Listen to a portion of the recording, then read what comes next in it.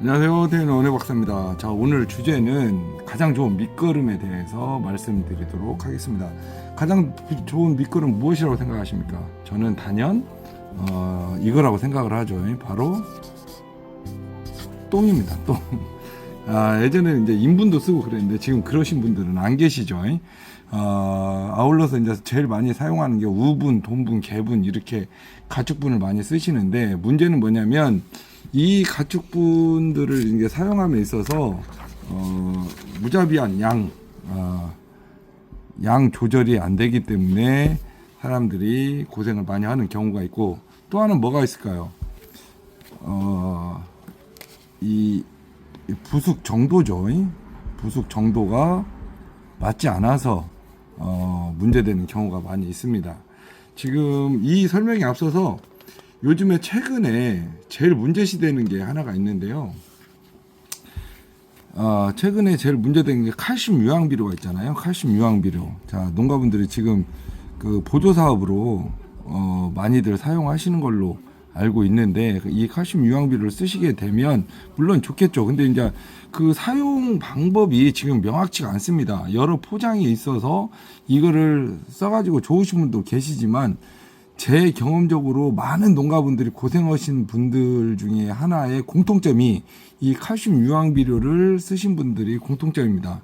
저희 그 하우스 농가 중에는 지금 벌써 세 번째 수박인데 세 번째 지금 다시 심으신 분이 계셔요.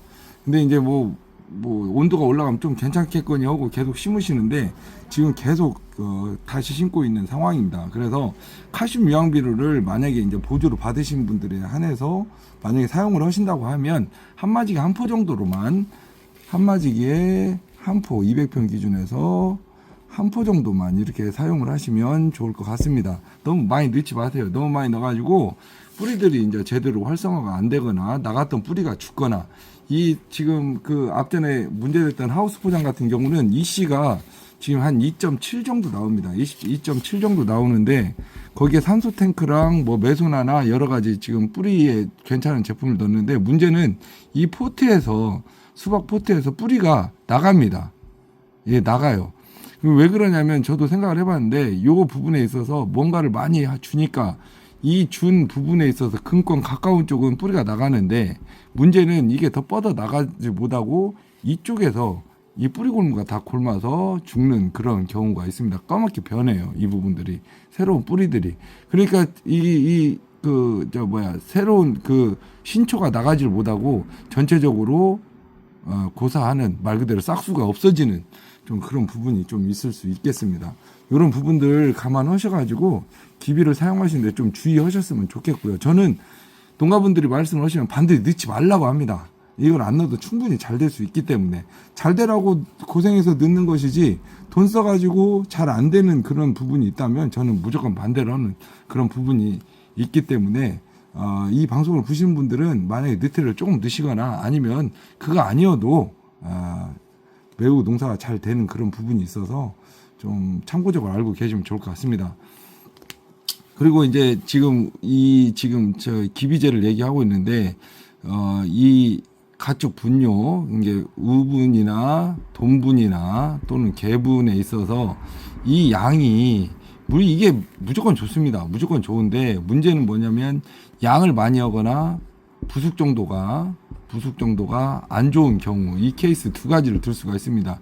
요 양을 너무 많이 한다거나 이 부숙 정도가 맞지 않게 되면 발생되는 문제점이 뭐냐면 고추에 있어서, 자 요거 중요합니다.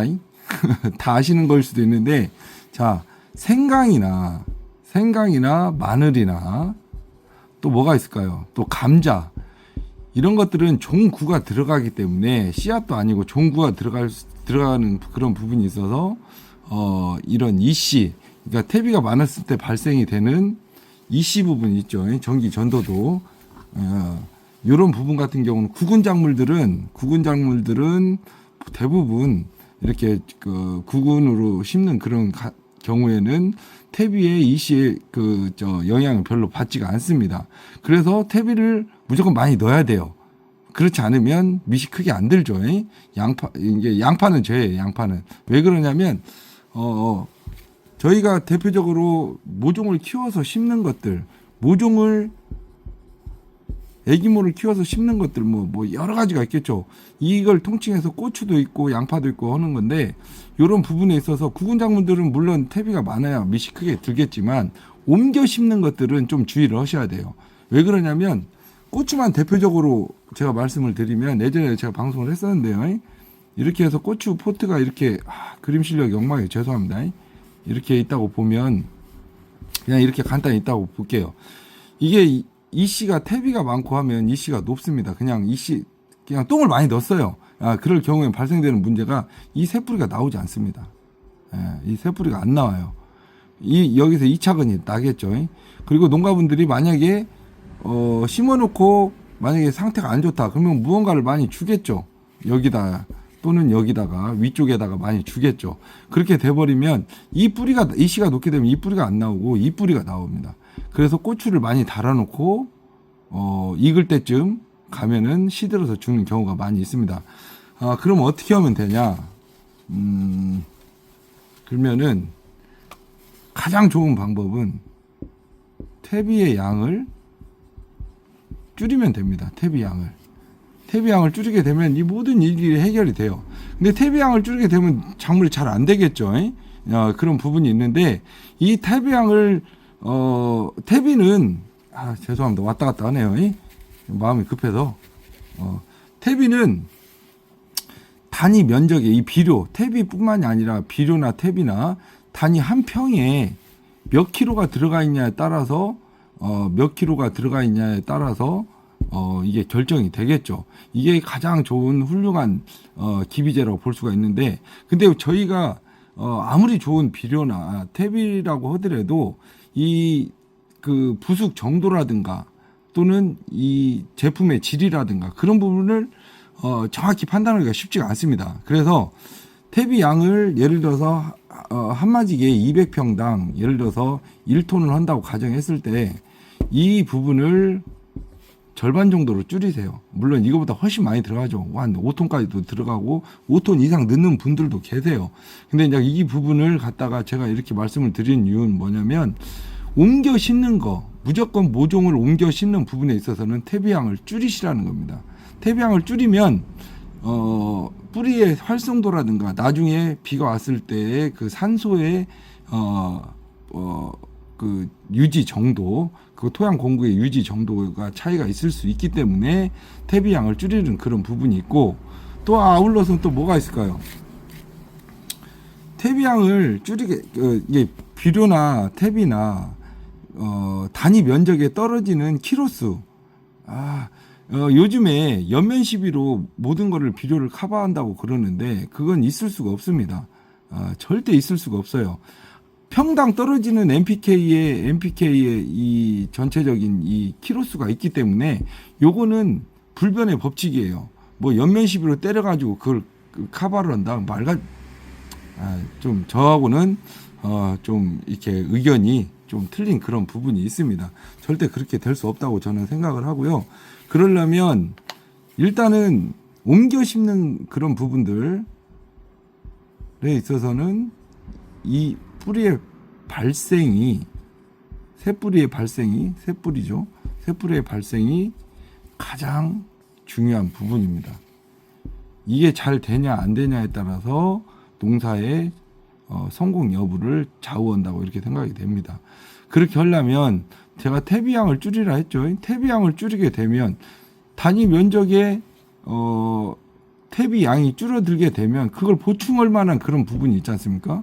보충을 하는 그런 부분인데, 그런 것들은 농약사에 가시면 좀 이런 기능성 완효성 비료라든가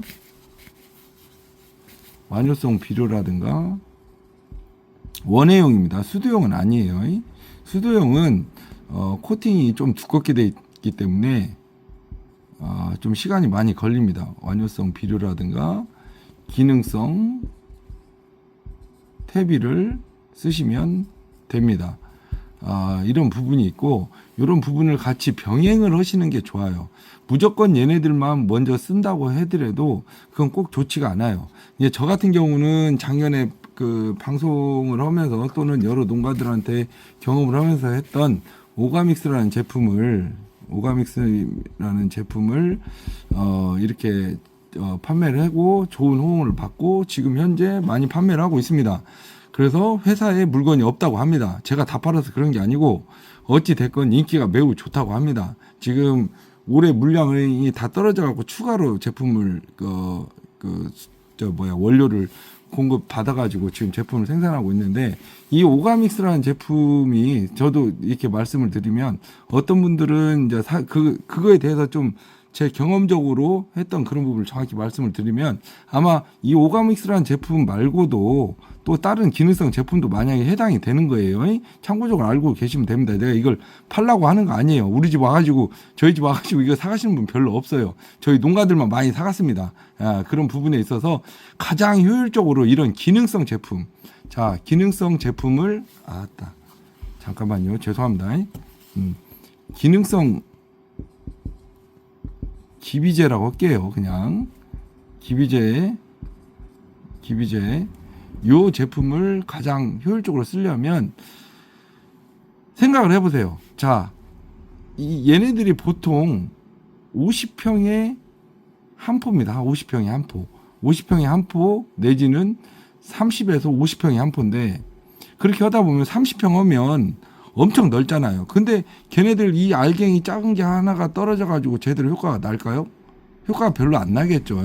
그래서 그러려면 제품을 많이 써야 됩니다. 그렇게 되면 생산비가 엄청 올라가겠죠. 이거 농사져 갖고 다 농약사나 또는 회사에다 다 주는 격이기 때문에 그걸 효율적으로 쓰게 되려면, 예를 들어서 연작지 같은 경우는 아시다시피 기전에 농가분들이 썼던 탭이라든가 그런 부분들이 아직 토양에 남아 있습니다. 그래서 제가 추천량은 50평에 한 포고요. 50평에 한 포고, 그 다음에 만약에 사용을 하지 않았던 생 천여지 나오면은 퇴비를 반드시 넣어야 됩니다. 퇴비를 넣으셔야 돼요. 얘네들 갖고 다 커버가 안 된다고 저는 생각을 해요. 처음에는 퇴비 양이 적기 때문에 뿌리 활착이나 그런 거 빠르지만, 나중에 연속 착화, 고추를 기준해서 연속 착화되는 그런 부분들에 있어서는 분명히 비절 현상이 나타나게 될 수가 있습니다. 그래서 이 퇴비를 반드시 병행을 하시고요. 퇴비를 병행을 하실 경우에는 이것도 마찬가지로 50평에 한 포 정도를 기능성 퇴비를 해주시는 게 가장 좋습니다. 그러면 나는 힘들어서 퇴비를 못 하겠다, 그런 분들 같은 경우는 적어도 20에서 30평에 한 포 정도 기준에서 사용을 하시면 좋을 것 같습니다. 이렇게 쓰시면 굉장히 좋아요. 뿌리 내림도 좋고, 아울러서 결과물도 좋기 때문에 이런 부분도 참고하시면 좋을 것 같고요. 정리를 하자면 농가분들이 지금 알고 있는 칼슘 유황비료는 저 개인적으로는 절대 사용을 하지 말아라. 제가 관련 회사에 저 요거도 먹을 수도 있는데, 제가 써보면 10명 중에 그냥 많은 분들이 농사가 안 되는 케이스가 많이 있습니다. 하우스는 작살 납니다. 하우스는 지금 3년째 지금 농사가 안 되고 있어요. 이런 부분이 있기 때문에 땅의 성질을 그렇게 무시를 하면 안 된다. 이런 부분들을 참고하시면 좋을 것 같고, 이 기능성 퇴비를 쓰실 경우, 기능성 제품을 쓰실 경우에는 전체적인 농비까지 감안했을 때 한 50평에 한 포 정도 퇴비를 병행을 해가지고 사용하시는 게 베스트다. 만약에 아니면 기능성 제품을 사용을 했을 때는 20에서 30평에 한 포 정도를 사용하시는 게 가장 좋습니다. 많은 도움이 됐을지 모르겠는데, 저 개인적으로 농약 장사를 하면서 많은 농가분들을 접하면서 느낀 그런 부분이기 때문에 반드시 이런 부분들은 참고하셔가지고 사용을 하시면 좋을 것 같습니다. 그리고 땅이 고실고실할 때, 말 표현이 좀 그런데, 토양에 수분이 없고 좀 토양이 좀 좋은 상태가 좋은 상황에서 경운과 일항 작업을 하는 것이 가장 좋다. 오늘 이렇게 말씀을 드리면서 마무리하도록 하겠습니다. 자, 좀 그 준비 고추 예정지 작업 잘 하시고요. 자, 오늘 여기까지 하겠습니다. 감사합니다.